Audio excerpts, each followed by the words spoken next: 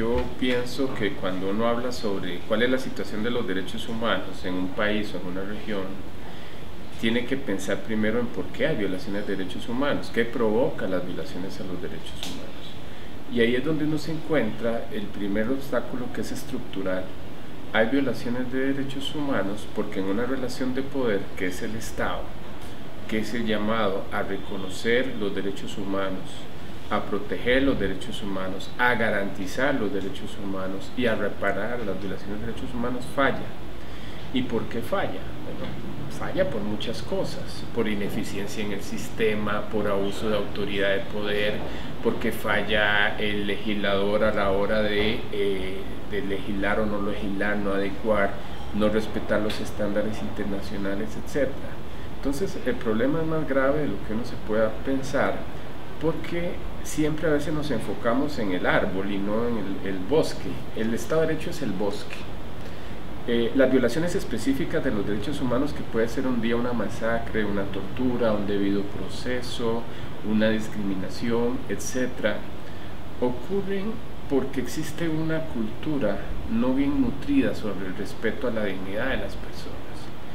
Los derechos humanos violan derechos, pero los derechos son en función de la dignidad de la persona. Entonces, cuando eso ocurre, es cierto que hay ciertas categorías de violaciones de derechos humanos, unas más graves que otras, aunque se digan que todos los derechos son iguales. No es lo mismo un debido proceso que una desaparición, que un genocidio, que torturas, etc. Entonces, el Estado de Derecho está a la cabeza de la protección. Y la pregunta es, bueno, ¿y qué es el Estado de Derecho? En esa discusión que estamos haciendo desde la Comisión, pareciera que ese es un tema fundamental que a veces lo tenemos como materia vista, y no. Es el ABC de la protección de los derechos humanos es que exista un Estado de Derecho, que se respete el Estado de Derecho, que el Estado de Derecho sea suficientemente garantizador y reparador, pero que el Estado de Derecho prevenga. Entonces, la dimensión de los derechos humanos nos confunde, porque yo creo que los abogados hemos tenido el monopolio del control de los derechos humanos, haciendo creer que los derechos humanos se protegen desde las garantías, es decir, desde los mecanismos para reclamar ex post facto cuando ya ocurrió la violación de los derechos humanos. Y eso es un error terrible. Eso nos da trabajo a los abogados, el recurso de tutela aquí en Colombia, amparo o el que sea. Los derechos humanos en nuestro derecho se protegen a través de políticas públicas, es decir, antes de la violación hay que realizar los derechos humanos, reconocerlos en la ley, en los tratados, aplicarlos, pero realizarlos. ¿Qué es realizar los derechos humanos en un Estado de Derecho? Que su existencia no esté en el papel, sino que esté más bien reconocido, e inclusive podrían hasta no estar reconocido. Qué rico con derechos humanos que se puedan reconocer inclusive aunque no estén criminalizados. Eso es, pero bueno, toca hacerlo, toca criminalizar, toca procesar, toca condenar, etc. Entonces, la política pública sería el Estado haciendo un trabajo preventivo de reconocimiento de derechos. ¿De cuáles derechos? Y ese es el otro problema del Estado de Derecho, que no son solo derechos lo que tienen que proteger, sino es un contexto más amplio y más complejo, que es el esquema estructural donde todas las personas sin discriminación puedan garantizar su proyecto de vida con dignidad. Esos son los derechos humanos. Ahora, mi proyecto de vida digna, el de Víctor Rodríguez o el tuyo, depende de qué es para ti tu libertad y qué es lo que quieres hacer, porque la libertad son derechos humanos. Entonces, el Estado los va a garantizar a través de una política pública que te va a permitir realizar todo lo que quieres hacer con libertad e independencia, mientras tu derecho no viole los derechos de los demás, porque entonces ahí empiezan tus obligaciones, respeto al derecho ajeno.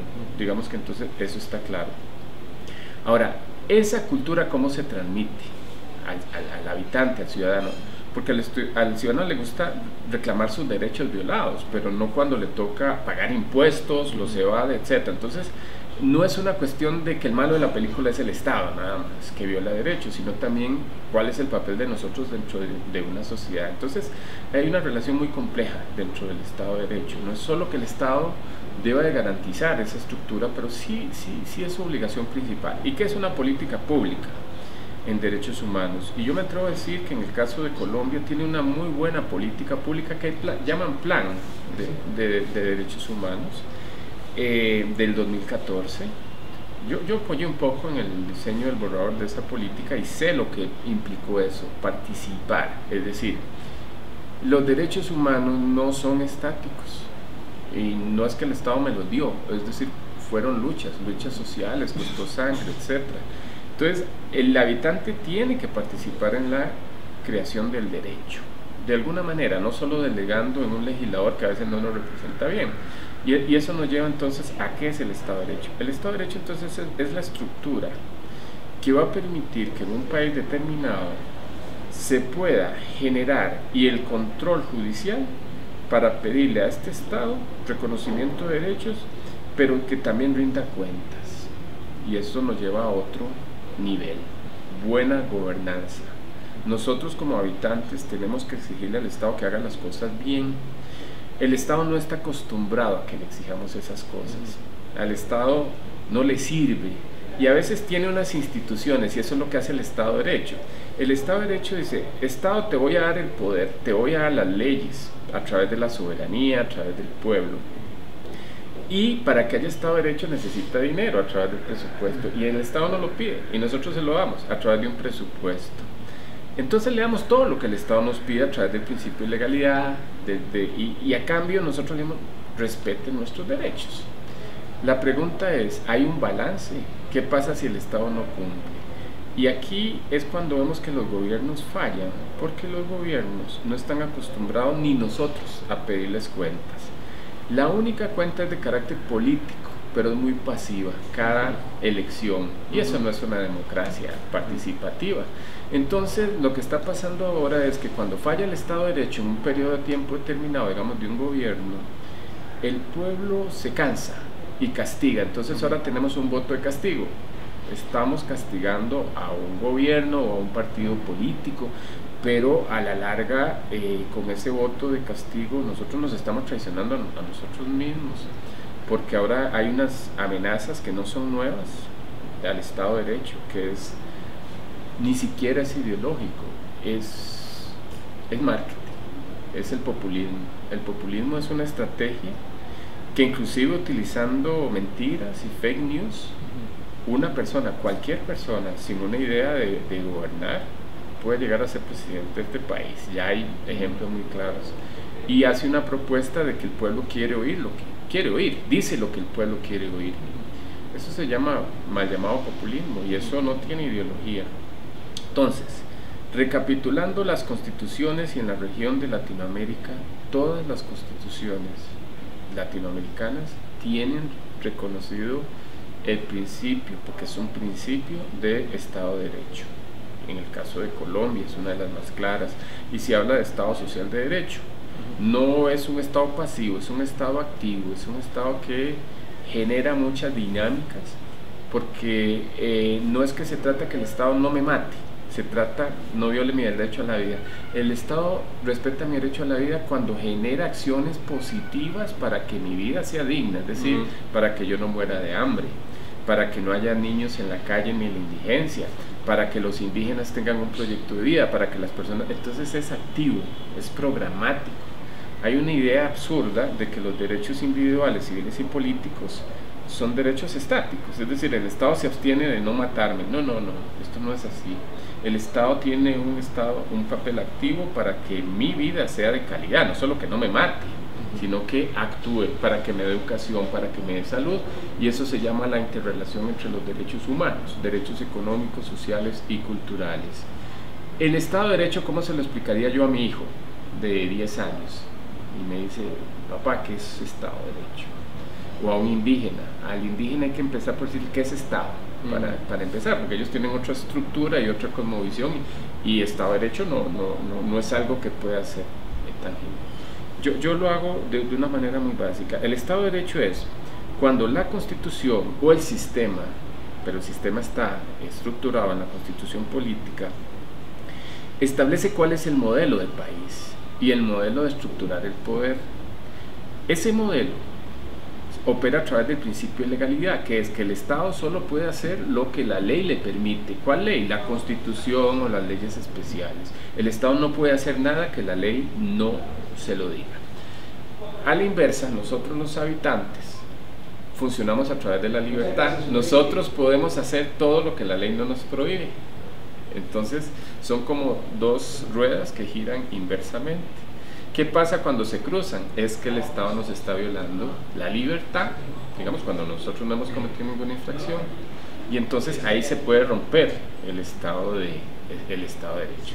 Ahora, en esa estructura, el Estado nos pide todo, nos pide leyes, nos pide dinero, nos pide plata, nos pide presupuesto y nos pide impuestos. Y nosotros le damos todo, ¿a cambio de qué? De que nos dé instituciones democráticas, elecciones sí, pero más que elecciones, democracia participativa, donde nosotros podamos exigirle, rendirle cuentas, transparencias, accountability, y entonces nosotros podemos, y debería existir en todas las constituciones, no todas lo tienen, una cláusula de que si el gobierno no está dando la talla, pueda revocarse el mandato. Eso existe en algunas constituciones, es algo de mucho cuidado. Entonces, en esta estructura de pesos, contrapesos, contralorías, división de poderes, etc. Eso es el Estado de Derecho. ¿Cómo se lo explicaría yo a mi hijo? A mi hijo se lo explicaría. El Estado de Derecho es cuando las instituciones del Estado, llámese los funcionarios que son pagados por el Estado, tienen un contrato escrito donde le dicen qué es lo que tiene que hacer. ¿Qué es lo que tiene que hacer el juez? Administrar justicia con independencia y con base en la justicia. El fiscal investiga con seriedad, con un método de investigación. El policía previene la delincuencia. El policía no es simplemente una persona que está deteniendo a las personas para meterla a la cárcel, sino es más bien para generar la prevención del delito. El criminólogo trabaja en la prevención del delito. El médico hace la tarea bien y opera sin hacer mala práctica. Es decir, eso es el Estado de Derecho. Entonces, ¿cómo se rompe el Estado de Derecho? Cuando cada una de estas personas, funcionarios públicos, en cualquier rincón del Estado, no cumple con lo que tiene que cumplir de acuerdo al mandato que representa en ese momento.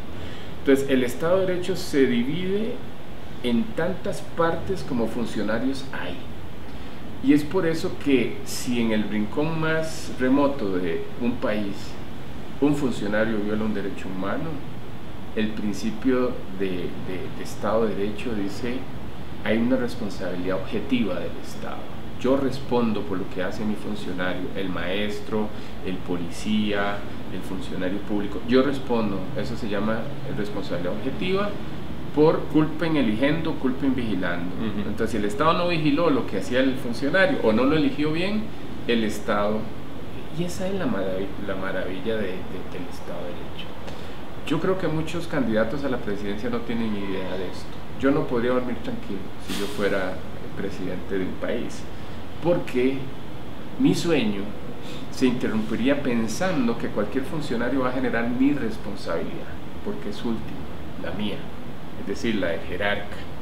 Y eso no lo tiene muy claro, yo creo que ni los gobiernos y mucho menos los candidatos.